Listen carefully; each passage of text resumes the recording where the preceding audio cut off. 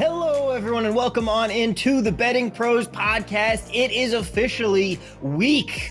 Is it 7 or 8 now? I'm getting tripped up by our pre-show conversation here, Matt. The Jets are 4-2. That makes it week 7. There we go. I've already slipped that in. Jets 4-2, by the way. Just saying. 4-2. 4 wins, 2 losses. But we are very excited here today, not just because of that, but also because we have a very special guest joining us. Of course, as always, the Oracle himself, Matt Freedman, and joining us today, the Vice President of Research and Development for Sumer Sports, Eric Eager. Eric, thank you so much for joining us today. How are you doing?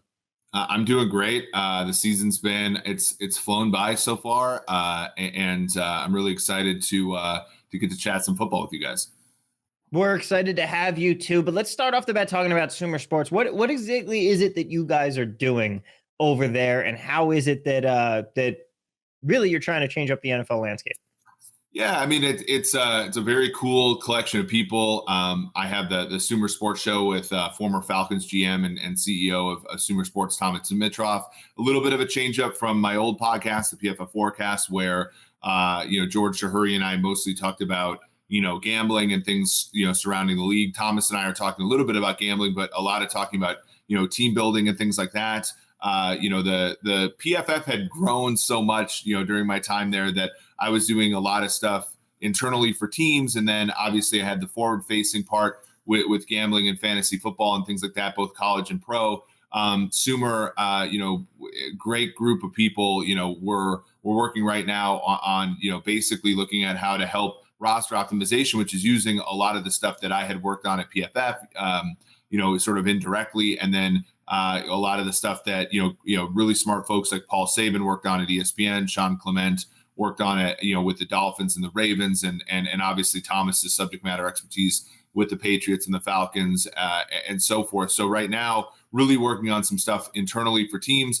In the future, we'll do some forward-facing stuff. And our first foray into there, of course, is the podcast, which you can subscribe to. We're 2 episodes in. We're going to record after this, the 3rd episode, and I'm really excited just to work with some really, really talented folks and continue some of the great things we did at PFF. Now, I'm sure that some of it you can't really talk about because it's the internal goings on between you and some of the teams, but can you give us any kind of hint as to what some of the things are that teams are turning to you guys for? Yeah, I mean, it's a little bit, it's obviously a little bit under wraps, but, I think you can all imagine, they want to understand player value. They want to understand, what a draft pick is worth, what, a free agent signing is worth. And then I think, which makes it different than what most people are working on. Teams want to know that if I make this one pick, what are the downstream effects of everything else we're trying to do as a team, and so on and so forth.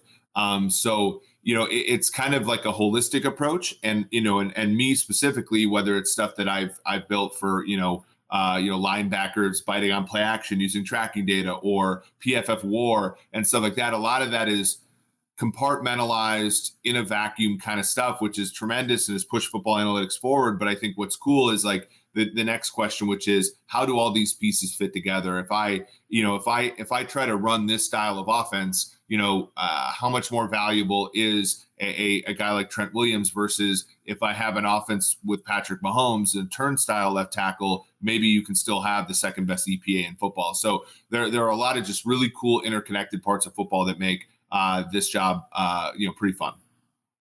So, Eric, by the way, I just want to say I loved the podcast that you did with George. I wouldn't say I listened to like every episode from the very beginning, because I think you guys maybe at one point started in the middle of a season. And so I think there were some early shows that I missed, but I was a very loyal listener.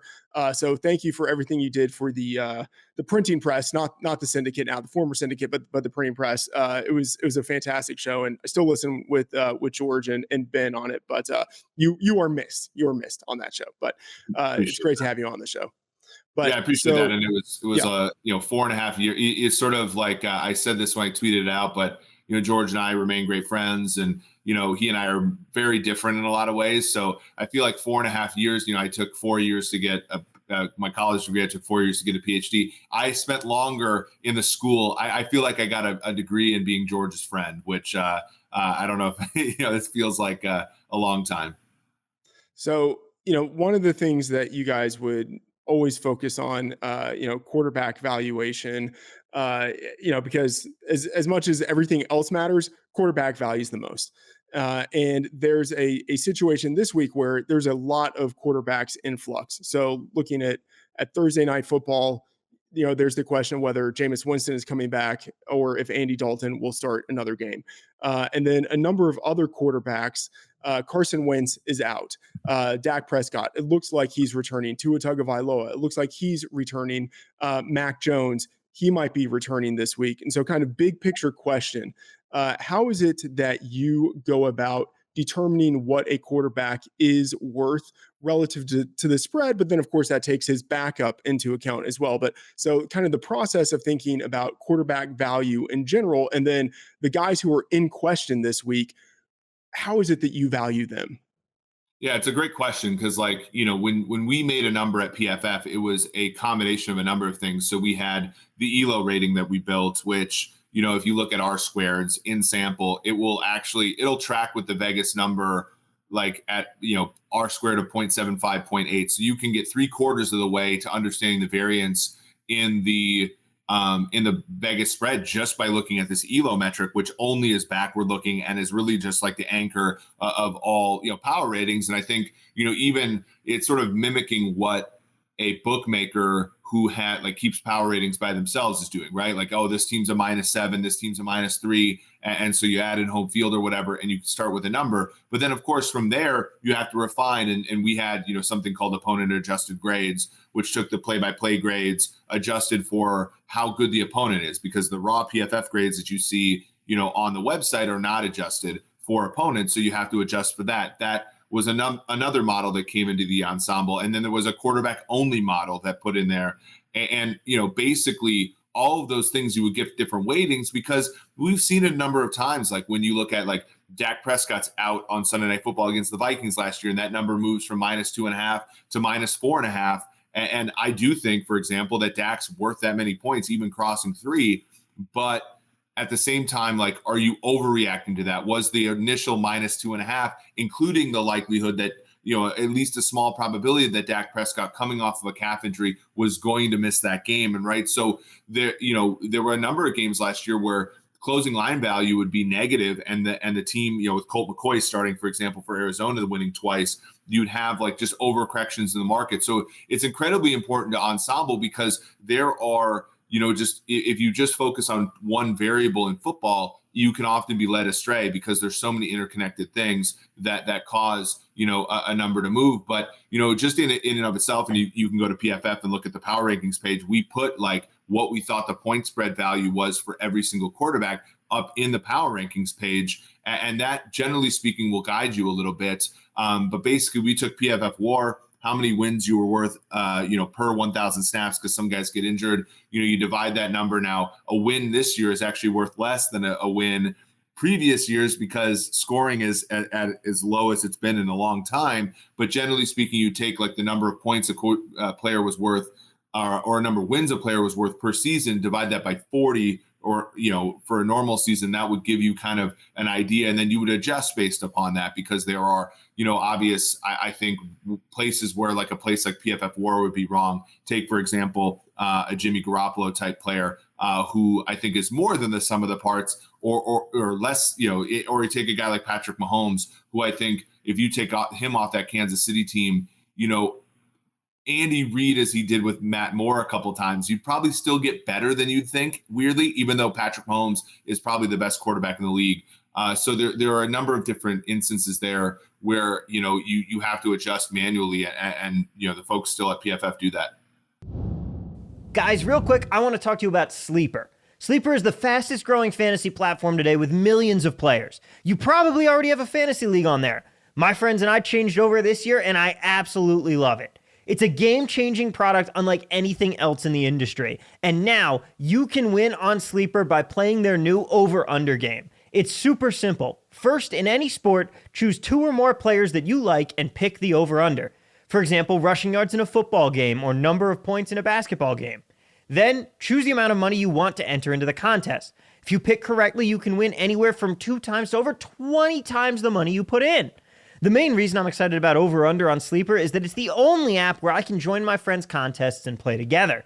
It's got a built-in group chat where I can see and copy my group's picks with the tap of a button, along with Over Under integrated into the fantasy experience itself. It's insanely fun to ride it out together, so stop what you're doing and download Sleeper now to play their new Over Under game. Have fun with your friends and make some money. Use the promo code BettingPros when you sign up for a Sleeper account today, and Sleeper will automatically credit your account $100 to get you started. Terms and conditions apply. See sleeper.com for details. Okay, so some of the quarterbacks this week who are in question, I'm wondering if, so say like Dak Prescott, when he went out and we had a new quarterback, Cooper Rush, coming in for week 2, I adjusted projections down for us internally by 5 points. And that was, I think, a fairly standard adjustment that, I was looking at other places, some of the adjustments that they made. But someone like Dak Prescott, what do you think that he is worth to the spread and some of the other quarterbacks who might or might not be playing this week? Yeah, so we had Dak at 6 points. We might, that, and obviously the other variable is how much Cooper Rush is worth over replacement. I think, we had Cooper Rush initially as a replacement player because, they cut him right before the season and had him on the practice squad. So he was almost the definition of that. Now, executing that offense, I don't know. I got a lot of flack this year for saying Kellen Moore was a top 5 play caller, but it's very clear that like he does shine at 5-1 record with Cooper Rush as the quarterback. So maybe, now say I would say Dak Prescott is still 6 points above a replacement quarterback, but maybe, to get to your 5 points, I think Cooper Rush is maybe 1 point above what we would perceive to be a practice squad quarterback to get you those 5 points. There's also the weirdnesses of which numbers you're crossing. So, last season, the big one was, the Vikings were 7-point underdogs, against Green Bay in Lambeau Field on that Sunday night. Kirk Cousins gets COVID. They have to go with Sean Mannion. That went from 7 to 13. But if you're crossing 8, 9, 10, 11, 12, 13, that's not as valuable as crossing, 7, 6, and 3 on your way to a pick 'em, let's say. So it does matter a little bit like where you're going from. But yeah, for somebody like Dak, it's about, 6 points is where I would put it. But it is telling, like if you look at like, for example, Pinnacle right around Sunday, that Thursday spread, they're hanging a number, right? Because they're basically saying the difference between Andy Dalton and Jameis Winston is basically nothing.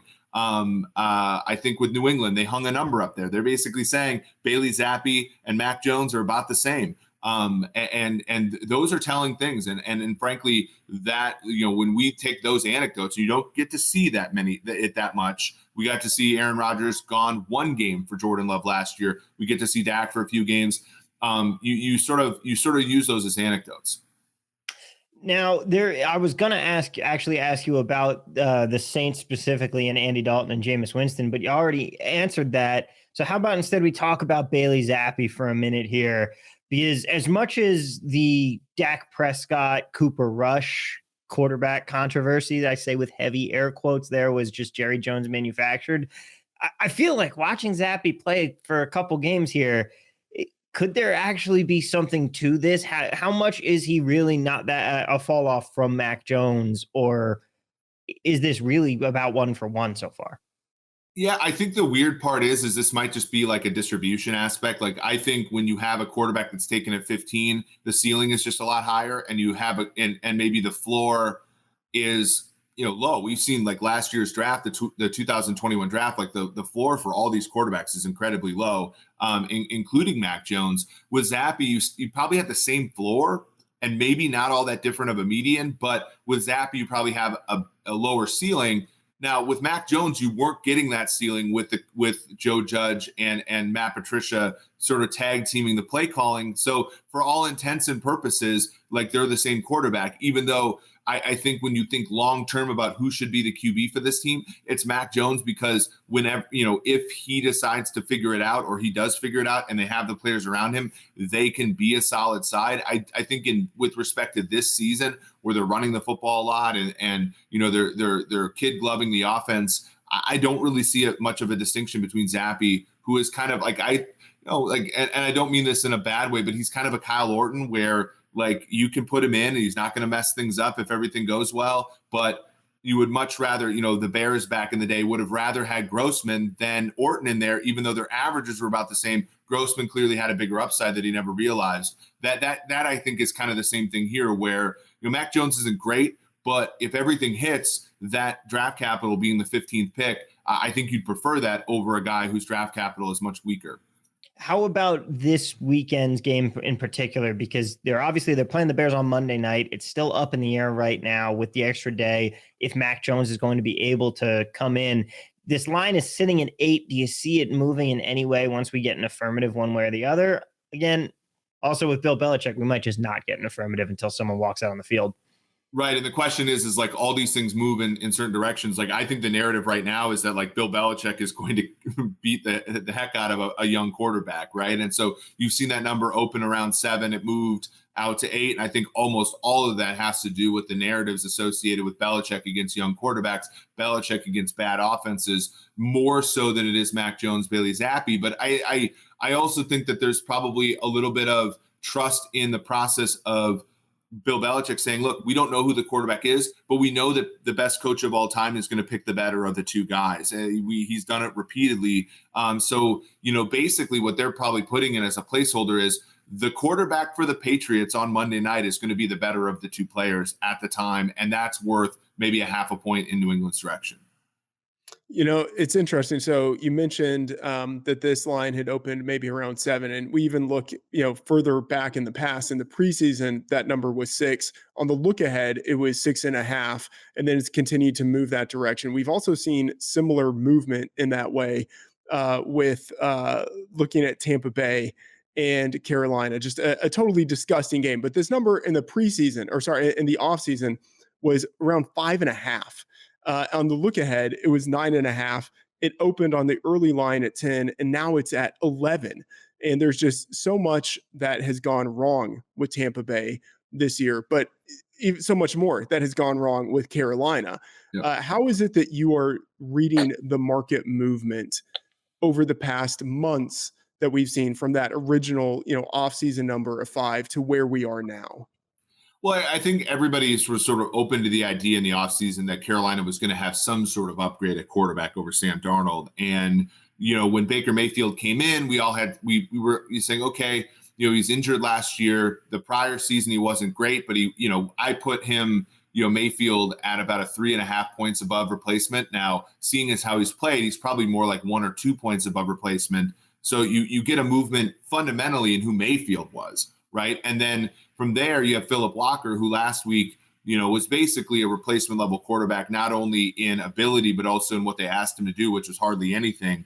And so I think you move a little bit more in that direction. You lose Robbie Anderson. I also think you get some downstream effects from what that looks like for Robbie Anderson relative to the other teams as well. And then you take a look at Tampa, and Tampa sucked on Sunday, but they moved the football okay. Like it wasn't like they were punting from their own 20 every time. They got some field goals. They got some, they did move the ball okay to a certain extent. They are getting healthier, and I think that's really where it is. And there's also the desperation factor. They're 500 in a division that we all thought every team would stink. And Atlanta's sitting there at 3-3 randomly, and also 6-0 against the spread. So I think that there's also whether it's real or not, like a desperation move as well in that number, where Tampa's got to win this football game to keep pace with Atlanta, and also with everybody in the NFC but Philadelphia. So that I think is also baked in there. I think it's less about maybe the fundamentals and more about just the spot for people betting Tampa here. All right, actually, sorry, I have a follow up. This is a good question, Tom. This is actually going to be a good question. Okay, so you mentioned the kind of the desperation factor that maybe has attached itself to Tampa Bay and has helped drive the spread towards them, off of the key number of 10. And I mean, who knows? By the time game time gets here, depending on who's starting for the Panthers, depending on whether anyone else has been traded, this number might be closer to 14, right? Like that is possible just based on things that could unfold over the rest of the week. Now, I have done a historical survey of different numbers, like when it makes sense to bet something on the spread versus the money line. Now, obviously you would never say like, okay, I'm going to put multiple units on a heavy favorite to make up for the fact that I'm betting the money line instead of the spread. But it seems as if there are certain thresholds above which it is reasonable to assume. I'm trying to think of the right way of phrasing this. The odds that we normally see in the market, like the correlated odds between money line and spread, that those are not actually representative of what realistically happens within a football game, at least based on historical data. That teams who are maybe massive favorites, they don't always cover, obviously, but a Yep. lot of them win at a higher rate than what you would expect based on the implied odds of the money line and normally how we think of those odds correlated to the spread. So I guess I'm asking, uh, does that kind of does that align with some of your thoughts, or do you think I'm totally wrong in thinking that there are times when it actually makes sense, not like to put a large amount of money, but like to bet a unit instead of betting a unit on the spread where there isn't any value, there actually is some value on the money line? Yeah, I think a lot of that ends up being, lost in the wash when you think about, like, let's say you want to, take a, whether or not you want to lay -3 with a team or take like -150 on the money line. I think, I'm somebody who, I'm fine with laying minus, 150 or so on a team, especially, and I know this isn't about college football, but like when I'm looking at a college game and I know the points are just worth less, I might be more likely to lay 3 in a college game than I would be in an NFL game, knowing how close the games are and how much more the points are worth, in an NFL game versus a college game. But you can, it also depends. Like if a game's, lined -10 or something and, the total is in the 30s, like it's a different handicap than if the game's line -10 and the total's in the 50s. And so, yeah, there are certainly edge cases there. I would say over a huge sample, you're probably going to get the same return, whether or not you bet, you lay the money line with the team versus the points. But I think in certain circumstances, you look at a game like this and it's like, what are the incentives for the team? Is there a huge incentive for Tampa Bay after all they've proved, won a Super Bowl, got the 2 seed last year, Tom Brady being 45, like, do they really need to beat the crap out of Carolina, or do they just need to win this football game? I do think that there are certainly situations that are important there. Kansas City, for example, in 2020, they went 14-1 in games that mattered, and they didn't cover a game for the last like 7 or 8 games of the year. And in fact, they won 5 road games that year against teams that won 10 games or more. So they were just win, baby. Like they got backdoored by the Saints that year. They got backdoored by the Dolphins that year. They got backdoored, I think, by Tampa Bay when they actually won that game that year. So there are situations, I think, where you have to look at the incentives. And maybe this is one where Brady and the Bucs, like, look, they look horrible. Is a 21-point win against Carolina really going to make us all that more confident in them? No. Okay, so win the game, right? That kind of thing. I don't know if that is actually what goes into their mind, which is why I think over the course of a big sample, you're just better off.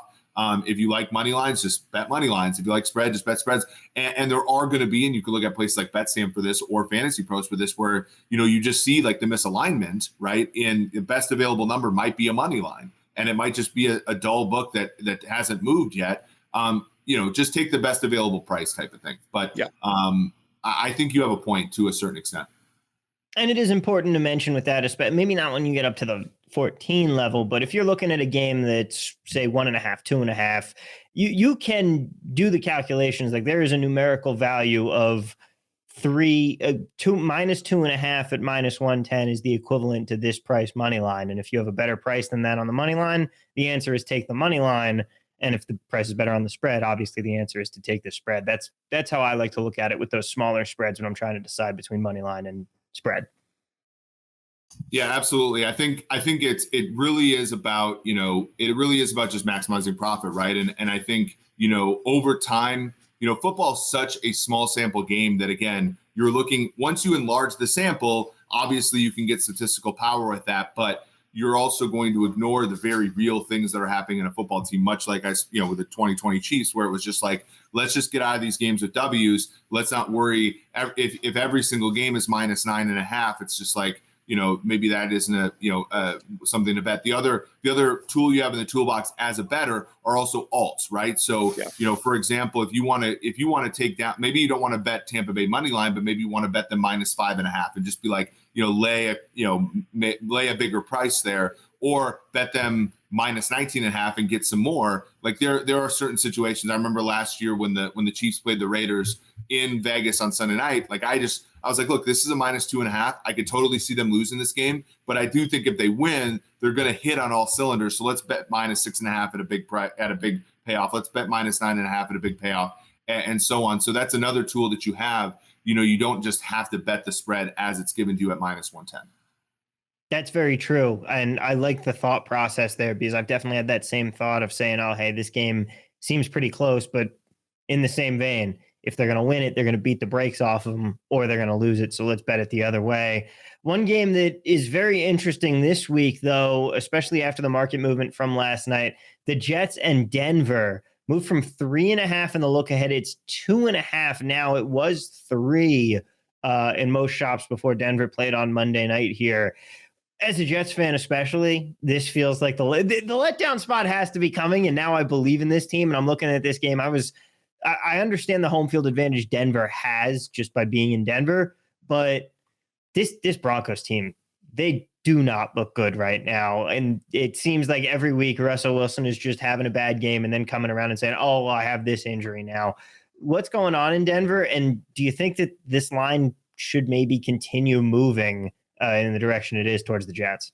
It's so weird because this is not an offense that is well posed for Russell Wilson. So last season, PFF folks at PFF started charting like off ball stuff, and you could look at like percentage of plays where at least one wide receiver got open.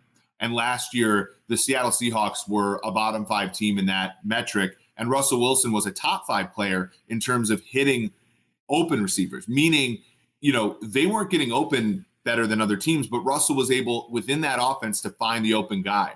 And so what was really funny was Denver last season was the opposite. They had a top 5 rate in terms of percentage of plays where at least one receiver would get open, but they were bottom, Bridgewater and Locke would throw to contested guys a lot. So you're like, okay, this is perfect. Russell's really good at this. And you realize that it's like, well, no, Wilson's not good at throwing the ball in front of his face. Like he's not good at throwing to the places where Jerry Jeudy gets open. We saw that a few times yesterday where he just was not able to let it rip. Maybe he's not physically able to, but whatever. You come back and you look at the Jets, like what do they have? They have a corner who's able to shut down one of the players on the other team. So not only are the players that are usually getting open in the wrong spots going to be less open, but also Wilson is in addition sort of, survivorship biasing that in that he's not even like finding the guys who are getting open either. So, the Jets aren't a great football team. I don't think there are that many great football teams, but I think they match up okay? Yeah, I think they match up okay. I think that they're, physically there with Reed and with Sauce and, the safety position has gotten better the offseason. They got Mosley back who, isn't a great linebacker, but can really get people lined up. And then when you have Lawson and guys like, Lawson has been terrific so far, and they really missed him last year. I think that they're going to struggle to score. The question is like, how much of the Jets offense can they muster? Because last week was all about, special teams and short fields and stuff like that. Wilson hasn't been great, especially when under pressure. I think his pass rating is like worse than just grounding the ball when under pressure this year. And Denver can put heat on the quarterback. So if I'm looking at this game, I do think it's more of like a very low scoring coin flippy type of game where points 1, 2, and 3 are worth a lot. I saw a chart today and I'm trying to find it on the Twitterverse. I'm not having any luck. Wilson was in like the bottom right corner where like on good play, on plays where he's not pressured, he's generating a ton of EPA. On plays where he's pressured, he's dumping a lot of EPA. So if you're, Mike LaFleur, you're really going to have to dial up the bootlegs and that kind of thing. But they have the players. I mean, Garrett Wilson was a great draft pick. The tight ends are okay for them as well. And then obviously the running back position, Breece Hall is playing better, than people even I think believed he could. So there's meat on the bone for the Jets offense, but the 27 points they scored in Lambeau, I think, are not necessarily reflective of how good they are offensively. The Jets do have the favorites for both offensive and defensive rookie of the year are both Jets. What on earth is going on right now? But Matt, what game do you want to talk about next year? Yeah, I want to ask Eric about Detroit and Dallas because, Eric is very much on the Restore the Roar bandwagon. I am a Cowboys fan who hates the Cowboys. The thing is, I'm looking at them. I am incorporating the likelihood, I would say, of Dak returning to action this week. I think in terms of power ratings, they cleanly belong in the top 8 in the league. I have them higher than that. I actually have them number 4 in my power ratings. And in my gut, that feels aggressive, but they've got a really good defense that last year I felt was a little bit fraudulent, but this year has proven itself to be very real. And now they have their starting quarterback returning. So I think of them as a very good team. That said, entering the year, I was higher on the Lions than I think a lot of people were. I haven't moved them down really all that much in my power ratings. They had some injuries. I know there have been things that haven't been great. Their defense is horrible, but their offense is really good, and they're coming off of a bye. So I do have the Lions showing value in this spot. I think this line should be 5.5. It's 7 right now. But, Eric, I'm curious your thoughts on this game specifically. And then, Dallas, how high are you on this team given what we've seen out of their defense? And then specifically with Dak Prescott coming back? Yeah, so let's look at the Lions on offense. They're struggling on the interior. Ragnow's been injured. Vaitai had surgery. Jonah Jackson. They're going to get some of those players back. They're going to be healthy, right? And Decker and Sewell are a good pair of tackles. The Dallas Cowboys, they run more stunts than any team in the league, right? And I think 5 percentage points higher than anybody else, which is a ton. That they pair that with Micah Parsons, who coming off the edge is a Lawrence Taylor type player. So I think Detroit is going to have to be very sound on the offensive front. I do like that they're getting healthier there because I think their skill positions are underrated. I think Hawkinson is a very good tight end. Obviously, Amon-Ra St. Brown, when he missed time or was banged up, that really hurt that offense. Chark has missed time, and that has hurt that offense. With Josh Reynolds, and they're not going to get Jameson Williams back. But DeAndre Swift DeAndre Swift has averaged something like 8 yards a carry this year and like 5 yards a carry after contact. So I think that as long as they can protect Goff, they should be okay on offense.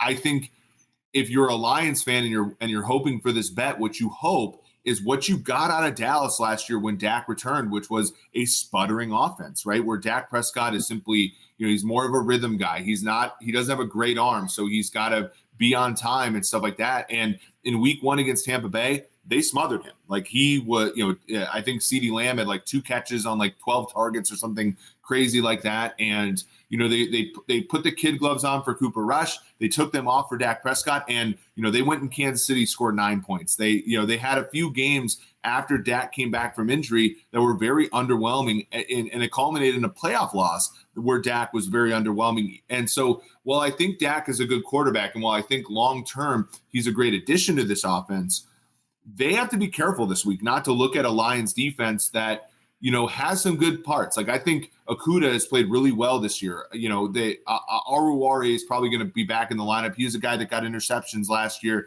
really struggled this year. Aiden Hutchins is a guy where, Dallas's offensive line without Tyron Smith, like, are they going to be able to protect there? I do agree with Detroit here. I've been a little bit, they should have won in Minnesota. They should have probably beat the Seattle Seahawks. Like, I think that they're better than their 1-4 record suggests. I don't know if they win this one in Dallas, but I do think everybody's like, oh, they're going to get Dak back and the defense is amazing. Both those things are true, but I don't necessarily know if they work in concert right away. Guys, football season is here, and if you want to get in on the action, we recommend heading on over to our friends at BetMGM. The king of sportsbooks is offering up the king of promotions right now. Use the promo code BettingPros when you sign up for a BetMGM account today, and you will get a $1,000 risk-free bet for your first bet. That's right. You get a $1,000 risk-free bet just for using the promo code BettingPros when you sign up for an account with BetMGM. So get in on the action today, guys. Enjoy the football season, and let's cash some tickets together. Now back to the show. How about another game that's going to be pretty big up there? Doesn't so much have the QB controversy behind it, but I really want to get your thought on the San Francisco 49ers with Jimmy Garoppolo at the helm. There's clear improvement from when Trey Lance was starting, but 2.5 point, 3 point dogs now at home to the Chiefs. Right now, until this goes to 3.5, it's still my favorite bet of the week on the Chiefs. What are you thinking about this game? Yeah, I mean, Jimmy Garoppolo is the Ron Burgundy of quarterbacks, right? He throws exactly what's called, no matter what. And that's why when you look at the graphs, right, there was the graph of, completion percentage over expected versus EPA. And, Jimmy's always off the trend line because that offense generates a lot of EPA when he throws the ball, but he's not good at throwing the ball, meaning like they're just peppering the valuable parts of the field. And that, that's going to lead to a linebacker getting an interception. That's going to lead to a tip ball that's going to be a turnover and stuff. But for the most part, they do effective things on offense. Now, weirdly, and this was true back when these teams met in the Super Bowl in 2019, the Niners offense running the ball is not efficient. It is explosive. Like there's differences there. They can rip off 70-yard runs with the best of them because they have speed at running back, and the plays that work are great plays that you get two linebackers in the same gap and all that. But play for play, they're kind of bad running the ball. And when you look at the Chiefs defense, when they were at their worst, they were soft, in run defense, in addition to not being able to cover anybody. They've gotten rid of that with Chris Jones playing at top of his game, with Nick Bolton being a real enforcer as a linebacker. They get Willie Gay back this week, presumably from a suspension. I think the Chiefs are going to match up well defensively with the Niners. They get Trent McDuffie back too, which will be huge, I think, as far as covering players. They had poor Joshua Williams, a Division II football player, against guys last week against the Bills. So I do like them matching up there. I also think injuries to San Francisco's defense, they might get guys back, but those guys are always subject to being nicked up during games. Soft tissue stuff has always hurt the Niners, which is why, since 2011, they've either made the NFC title game or had 10 or more losses every year but one. It's because when everything hits, they're amazing, but when things don't hit, they can fall apart. I do agree. I think the alt spreads for the Chiefs are a good bet in this one. Like, I think if they win this game, it's going to snowball out of San Francisco's way. But I can't see San Francisco winning just because when the right stuff hits for the Niners, they're hard to beat. All right, I have a follow-up question on Garoppolo here specifically, and it touches on kind of a larger question. So Garoppolo / Shanahan, but Garoppolo for his career, he's 16-4 against the spread as an underdog. Just, like general as an underdog. Now, like Shanahan, obviously, it's tied in with Shanahan. And I think Shanahan's like a zigzag type of coach. Like, you bet on him as an underdog, you bet against him when he's favored. And just like historically, like in terms of trends, like that has been a profitable strategy. But Garoppolo 16-4 against the spread as an underdog. Do you put any stock in that? Or like when you see something like that, does it make you think, okay, I kind of want to dig into the numbers. Like, do they play a little bit differently when they are underdogs versus when they're favored or when they have a lead? It's a great question. And one of the things that we try to do at PFF when we were building out Greenline was add a new feature to every model every year. And one of the things that we always found that we were struggling capturing the Rams and the 49ers against the spread for the reasons you talked about. And one thing that we built was this thing called scheme uniqueness, which is basically take the way in which teams operate. So how often they run 22 personnel, how often they run under center, how often do they run screens, and like basically anything you can think of, and look at how different they are than the average offense. And the Niners under Shanahan were like 4 standard deviations different than everybody after you look at all the principal components. The McVay Rams are about 2. And so what we found is like this signal is not as strong in the markets as it should be. And so when I look, and again, I don't work for PFF anymore, but I certainly look at the model outputs. It's why the Chiefs, when you look at, they're probably like 7 points better than the average team on a neutral. The Niners are about 3. Home field advantage is not much in San Francisco. So you would probably lean Chiefs if it was -2.5, but there's always that little bit that and why I don't think they show value on a traditional line this week is because there's probably a half point just so for how hard it is for teams that are traditionally in nickel, right? They're traditionally in 5 defensive backs. You can't play nickel against the Niners, right? Because they're going to come at you with Juszczyk and Kittle and some of the other They're going to put Trent Williams in motion when he's healthy. He's not healthy, but like they're going to do stuff like that. And it's just worth a little bit to the number. And we were able to capture that with scheme uniqueness. And it's one of the reasons why we're hardly ever, against the Rams, hardly ever against the Niners, because it's just a tough cover for teams when you only have a week to prepare for an offense and you're going to be playing in your 4-3 base that you only play 25% of the time. You're going to be in that 50% of the time against the Niners. And it's just going to put players in conflict that are normally not in conflict for a team. Now, another game here that I really want to get, not so much a game here as a cluster of three teams. We have 3 5-1 teams in the league right now: the Bills, the Vikings, and the Giants.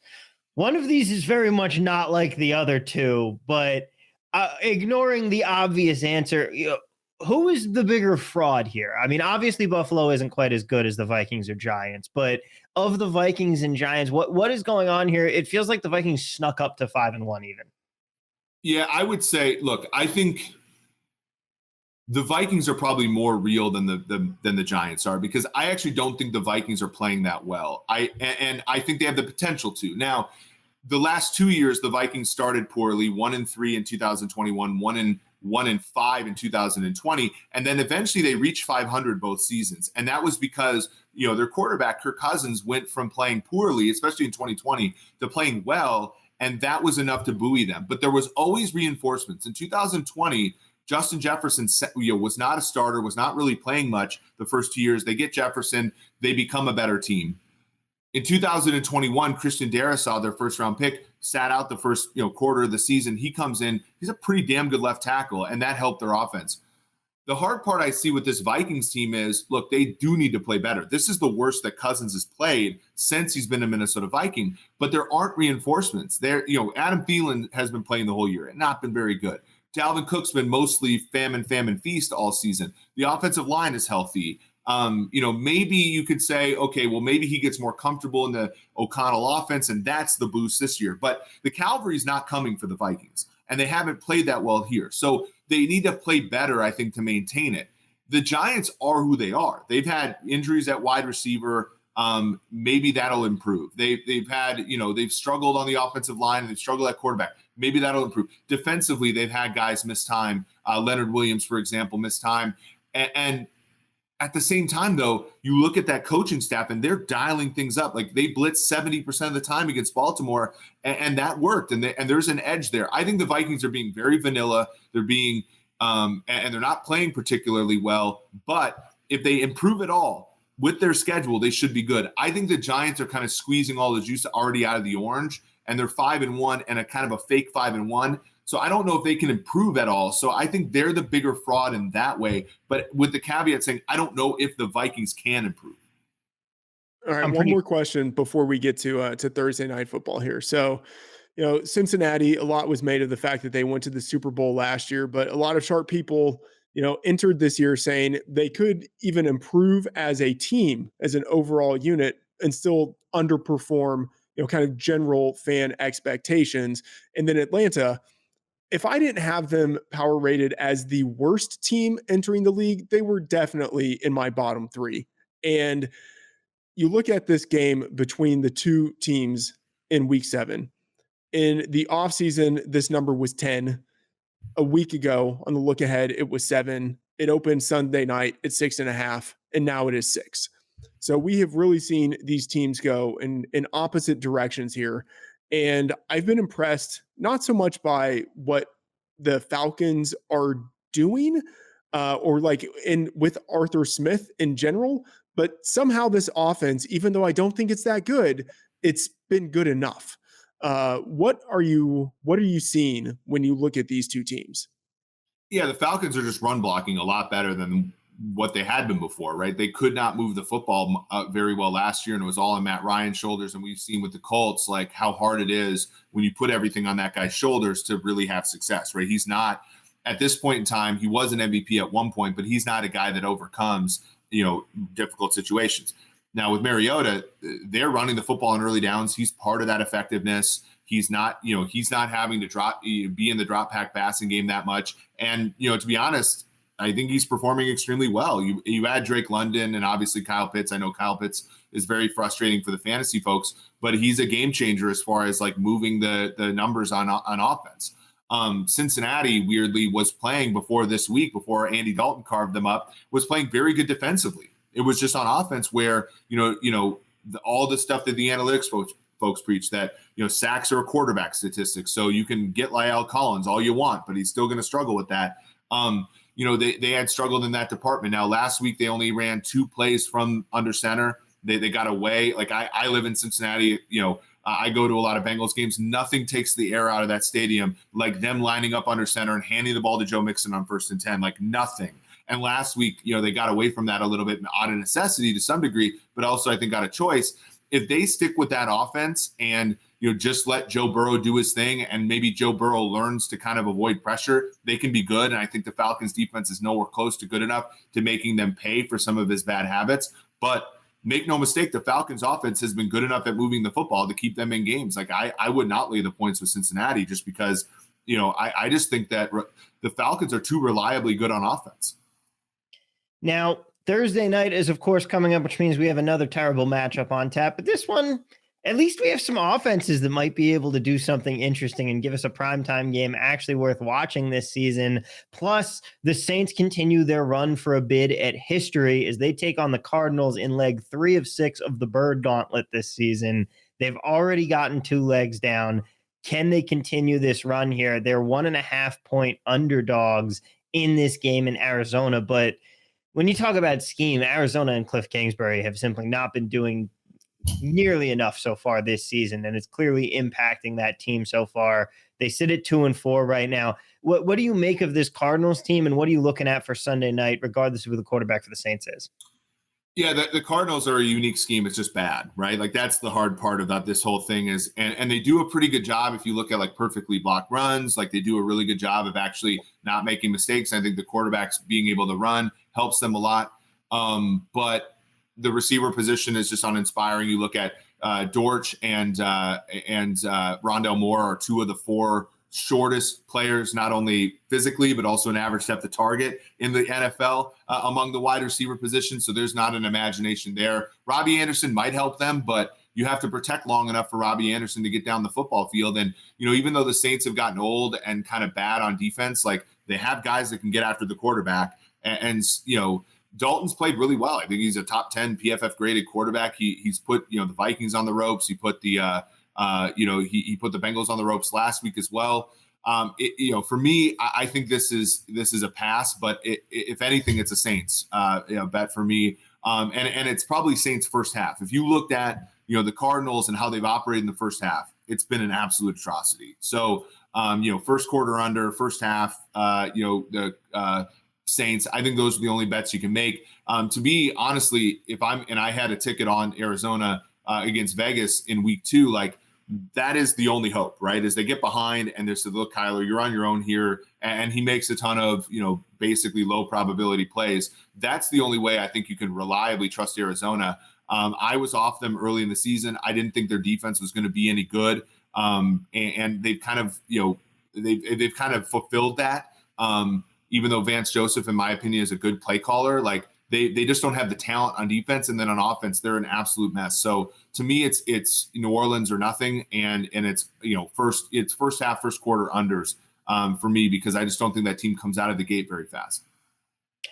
There is one more question that I wanted to get to. I jumped ahead of myself with Thursday night, but circling back to the quarterbacks here, there's one guy that we have to discuss.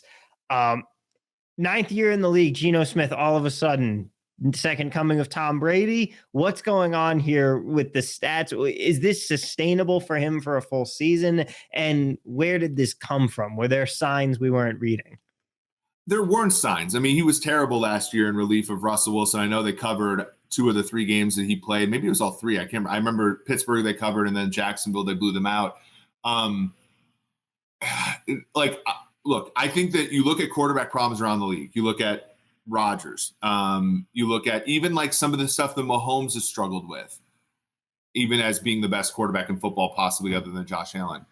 The thing that Geno Smith does is he trusts the offense. He hits his back foot and he throws what's called. He runs play action. He doesn't try to do too much. And when you pair that with athleticism that is pretty good and an arm that is above average, in my opinion, like you can get good results. They got great receivers there.